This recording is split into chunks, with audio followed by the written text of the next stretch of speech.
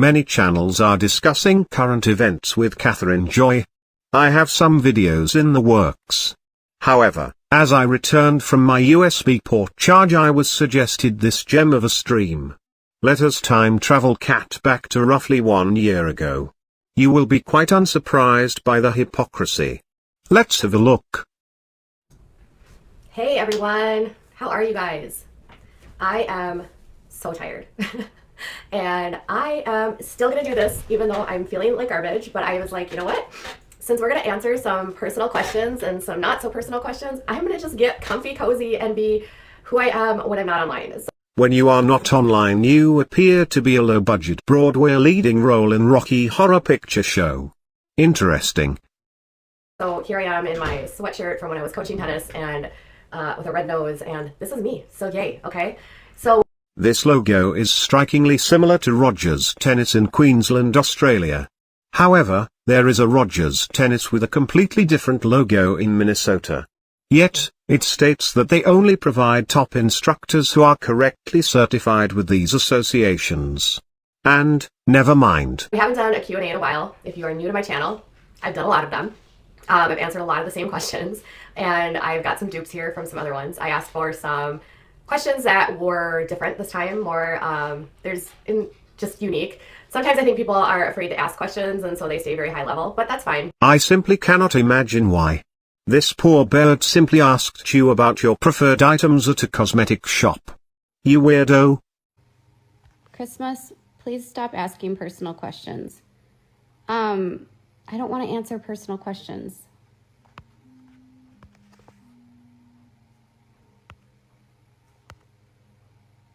Okay, you're gone. I'm never gonna tell people you need to go deeper. Some questions in here are gonna be straightforward, simple answers, yes, no, and then others will be a little bit more complex. So bear with me. I've been having some internet issues. I don't know what's going on with my internet lately. The internet is equally sick of your shite. Sweetie behind me is joining us. She is passed out. I've got some water here in case I get thirsty because I have a runny nose. All right, welcome to the world of illness, Katie style. Why do you feel the need to justify everything that is absolutely unimportant? Yet never explain your more horrendous behavior. Never mind. So, let's get started. All right, we're just gonna hit the running right now. WC says, you say you're not religious. Do you believe in anything higher or just not at all? WC, that's a good question. I am an atheist, and that's all I got to say about that. If you could guest appearance on any of the shows that you review, which one would it be, and which individual would you like to meet the most? Oh, here we go. I don't really want to be on TV. I don't know that I'd want to be on any of the shows that I review, to be honest. I didn't even I'm doing this totally off the cuff. I would say of all of the shows that I cover, I would probably want to be a fly in the wall in the Duggar household. I am completely shocked. This is absolutely unexpected. In terms of seeing what life is like when the cameras are off, I would die. I would want that. That's what I want. I want to know what's happening in the Duggar house when they're not filming. But that's never gonna happen. Oh, how she has tried. She will find her way into the family she so desperately longs to be a part of. I don't have my glasses on either, so I can't. Hold on. And who would you like to meet the most? Who do I want? My ring light is bad here.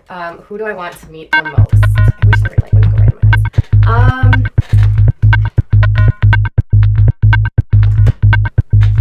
I would say I have to take these off. Okay. This is a double-edged sword with these lights. Okay. I don't know. In person, I would love to meet Lindsay Chrisley. I would love to meet Andrew Glennon in person. Wait. In person, I would love to meet Lindsay Chrisley. I would love to meet the Browns from Sister Wives. I would love to see what their lives are like.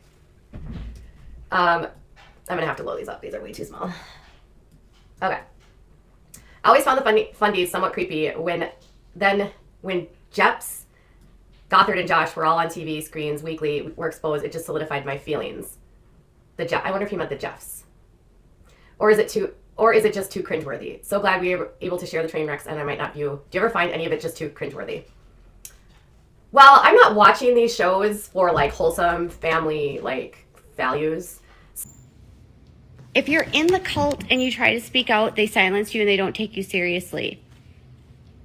If there's a girl, a little girl that's 20 years old, 19 years old, that's seeing this video that is changed or moved to leave, that's accomplishing a goal. I got a message yesterday from a girl who said, I left because of you. Like, today, I didn't say anything. Luca, do you want to fight? So when I'm watching the Duggars or the Browns, I'm not buying into like the facade that they're putting out. I'm more interested in the dynamics and sort of trying to read underlying body language and figuring out the different nuances that are happening between relationships and how people speak to each other. I don't necessarily like watch it because I think it's great. I think Counting On is so cringe. I think it's fake. I think it's phony.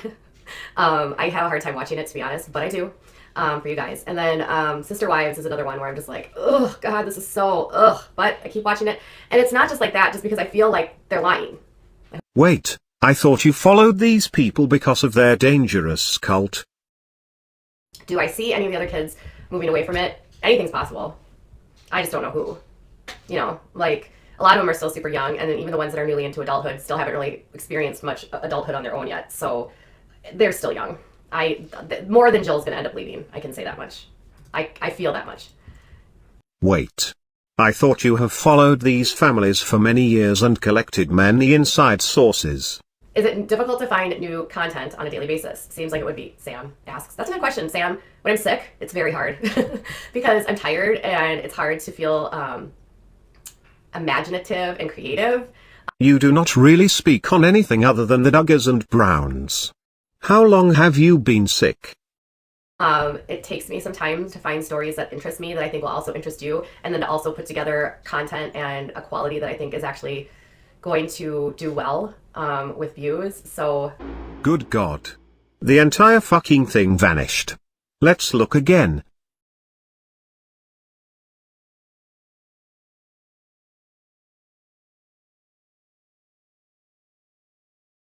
Viewers. There is simply no denying this one. Wow. Some days it can be. Yes. What was the biggest lesson in all of this drama, and what was your biggest regret with handling the whole drama situation? Biggest lesson? People on the internet lie. People on the internet are not who you think they are. Any germ-filled crotch fruit. Quit lying to people, quit telling half-truths, and stop drinking. Drunk. And just because you talk to someone on the phone for a few hours doesn't mean you're friends. And some people will do whatever they can to take what you have and not just work themselves to get it. I think that's probably one of the biggest things, is that I bust my butt every day. And some people would just rather like try to take that from me by spreading rumors or whatever, trying to steal my base. That's probably been the hardest thing. How many times will you recycle this same story? What's my biggest regret with handling the whole drama situation?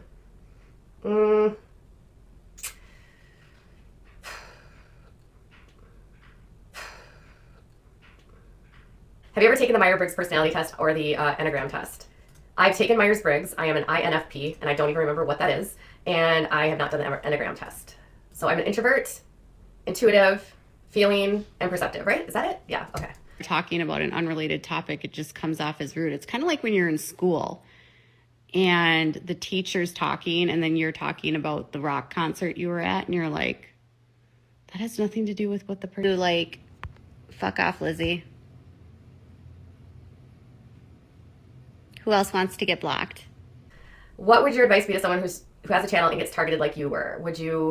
How would you advise them to deal with the situations like that? I think cancel culture as a whole is pretty toxic. Here we go. Catherine, the queen of blinding narcissism and blatant hypocrisy. And I think that when we talk about you're canceled or you're this or you're that, like I just think it's really disgusting. I don't think it would be like my advice to giving to just a channel person, but I would say my advice to everyone is that just because creators have disputes doesn't mean you have to pick sides. And if you Is this a fucking pick joke? sides in a situation blindly without knowing all of the information, not understanding everything that goes on behind the scenes, it creates like this mass hysteria. And I will say that the constant messages from subscribers and from people wanting to have, like feeling like it was their right to know what was going on, and they demanded that I do all of these things and prove all of these things. Like, the one thing I would say is that you don't have to prove anything to anyone, because some people, no matter what, they are just going to blindly follow someone. They're not going to look at reason. They're not going to look at logic. This sounds very familiar. I cannot seem to place my paw on what it is. But I definitely feel as though this reminds me of someone. They're not going to look at evidence. They're just going to... Oh, now I remember who this reminds me of. Never mind. If YouTube's platform wasn't giving you the subscribers the best experience, which path would you take next?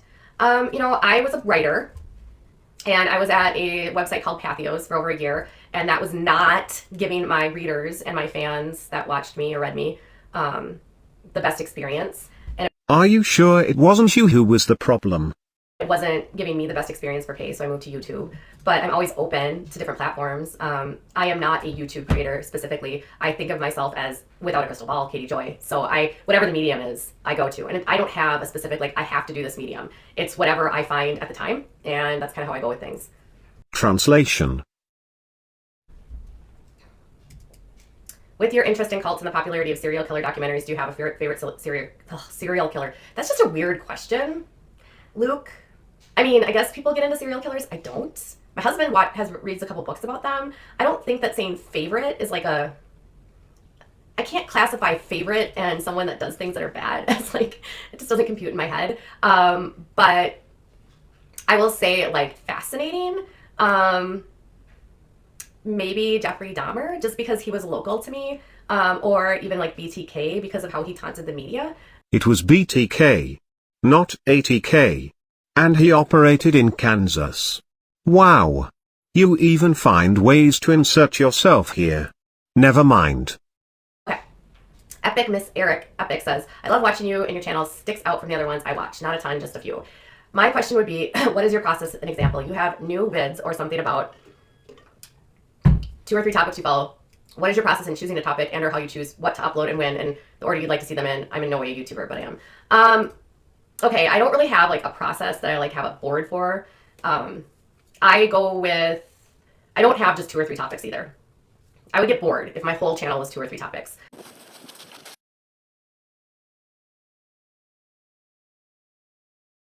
I would get super bored. So I will just see whatever interests me. Like today I did a video about Paris Hilton on her cooking show just because it was so ridiculously stupid and it was funny. And then yesterday I did a funny video about Farrah. A lot of times I don't have a plan at all. Like I have certain things that I want to cover because I know you guys want to have follow-up. So like I have to make sure to do so many context videos about the Duggars, or like Sister Wives is on tonight. So my Sister Wives people are going to want to recap tomorrow. If you would have to describe yourself with a movie or TV series, which title would describe you or your life best? I hope this is creative enough. Jay, thank you for your question. I was actually thinking about this, and based on my current situation, there's not a single show I can identify with that's on TV. Not one. Sadly, I can't think of a single show that matches where my life is at, what's going on with my life, nothing. So at this point in time, not one show reminds me of myself. I never like watch any shows right now and I'm like, God, that's my life. Never. Because our life right now is just chaotic with everything going on. What social media platform do you find most valuable with getting your information? Instagram. People love to get personal on Instagram. And with Instagram Lives, people love to get personal. So I think Instagram tends to be the best platform. For Who else wants me to say fuck off? fighting, Twitter is the best place to find fights by far. Like you can get into some Twitter fights. Those are that you can find some really good content on Twitter. I make one tweet, or like, I don't even know, 2 tweets about Keemstar retiring. And it's like, for some reason, he gloms on to my response, even though literally everyone is responding to him. Obviously, the more successful you become, and the more haters will be keeping their content out there. How do you plan to keep it without a crystal ball as a brand reputable channel versus in your personal life? Is it even possible? This is an interesting question, and I actually, thank you, Kelly. This actually came up on Twitter because someone was asking me why I was pointing out something about someone on Twitter yesterday. And it was because it was related to my former channel that I was a part of, and where I got started on YouTube. And what happened was my friend was basically pushed off YouTube by the cancel culture. And I don't think that as a creator, you have to just say like, this is Without a Crystal Ball as a business, and then this is me. Like I am Without a Crystal Ball and I'm a person. And I don't think that personal life is like, when you guys think of personal life, like these things that are happening online, that's not my personal life at all. I think it would be weird for me not to address things that are going on that impact other creators because I have a platform to do so. And so if I see that somebody's behavior as another creator, because I'm a truth seeker, first and foremost, like I value the truth. I think you can't ignore that kind of stuff. And so birds and blokes, we have arrived in the alternate universe widely known as what the fuckery. if a discrepancy comes up and it is completely opposite of the narrative that somebody runs about somebody, and then that person forced the other person through cancel culture off, I'm going to talk about it because I'm against cancel culture. So, but that's not about being a personal situation. I hope that makes sense. If that makes sense, I don't know. Do you have any regrets for doing any stories that you have covered? I don't like to have regrets. Would I do things differently sometimes? Maybe. But I don't think like it's healthy to regret things because you learn from every single story. So I can't think of like one specific story I regret doing. But I think like I've learned along the way that some stories, well, yes, that's right. I regret having Matt Beyer on my channel. We have Matt Bear, apparently my Mister, right? We're having an affair, Matt. I'm trying to think if I have a male celebrity crush right now. Like back a while ago, I was like, I loved Matt. Oh, Matt's not talking. He just sent me one text about it. Oh, there's Matt. Matt's in chat now. I will be joyfully available to you at all times. Matt Bear. And Matt will just be my Matt is not married.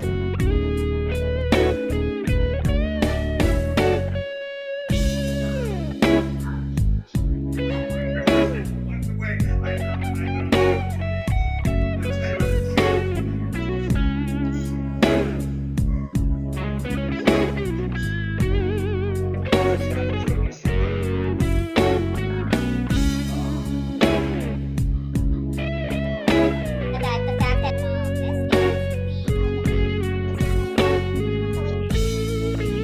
these types of cases, they have very low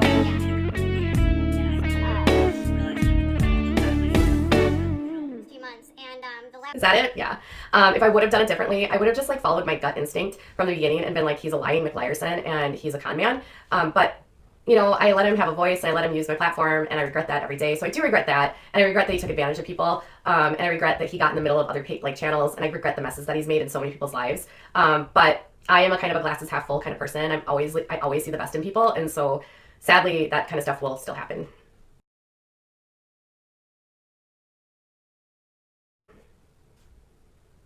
I separate myself from the stories. I really, really do. If I'm talking about something that's really hard, I disassociate from it, and you kind of have to when you're in this kind of work. I've written a lot of stories about children, really bad things happening, and just really awful crimes, and I can't get invested in the emotional part of it. I have always been pretty pragmatic about stuff like that. So You truly need help. okay, what do you think was the biggest scandal of 2019, and what's your favorite reality show train wreck to watch? I don't know what the biggest scandal was. I can't even remember 2019 right now. What was the biggest scandal of 2019, you guys? Let's get started. You guys got your wine. I got my wine. I'm cue up my haters accusing me of being an alcoholic. All right, let's. What kind of topics are you looking forward to cover this year? I have no idea.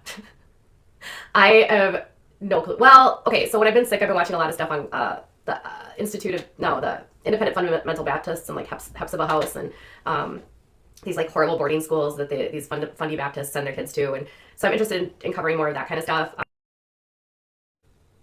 Yeah. Anytime any sort of cult stuff comes up, I'm like on it. So that's like literally my favorite kind of stuff to cover. Group think and mindset, that kind of stuff just has always fascinated me. Catherine. You recorded this January of 2020. And make no mention of your cult survival until March. Interesting. This guy is, would you give me a call sometime? I don't know, Doug. Doug, you're always creeping in my DMs. And I'm a married lady. I'm gonna have to go with no. Let us all take a moment to pray for Doug. Have you ever met any famous celebrities? Local celebrities? Like, no. Like reality stars? On the phone? Physically met? No. We have Matt Bear, apparently my Mister, right? We're having an affair, Matt. Is all the drama sorted out now, and is everyone okay with each other? Will you finally tell me who Karen is? She wants to speak to your manager, and she has a lot of opinions, okay? That's who Karen is. If you had to only cover one family or couple or person, who would it be and why? Never, never. I would never do that. I can't cover one thing. I would get so bored. you can't cover one thing. You can't. Not in this world. If you cover one thing, like, you lose relevance the minute that thing becomes not popular. So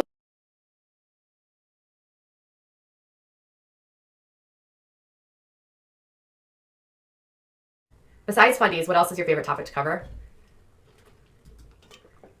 I don't know. And, as if she could not get any worse. Do you really think Farrah is a paid escort? This is actually my last question. I have no idea. I had a dream last night that I was with Farrah Abraham and I was with her in Dubai and she told me she was. So I'm not saying I believe it, but I'm saying in my dream, Farrah told me she was.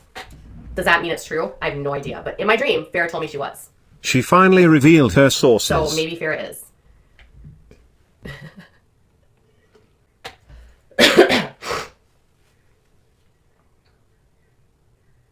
That's where we're at.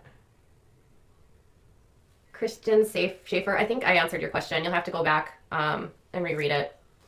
I answered every question that was on my community tab, Kristen. Ballpark figure, how much did I spend on the Tati and James investigation? I spent a lot, hundreds. Court records. I had so many court records for them. So many court records. Because there were so many different lawsuits that they were involved in. I spent a lot on that. And her husband has cases in so many different states. I spent a lot on that investigation. I've also spent a lot on Mama June because her court, every time I check, I have to pay $10 to check her status on her court records in Alabama. And then I've also spent quite a bit on on Todd Chrisley as well, because all of his documents are on Pacer. And yeah, I have downloaded a ton of documents for him. And some of the complaints in the briefs are really long. Like, I think there was one that was like over 100 pages. So there was one I did for Scientology, and I think I spent $30 for one thing and it had to do with one of the people that was on Leah's show, and she was suing them for like trafficking because they like made her move and made her work without any pay. That brief was so much.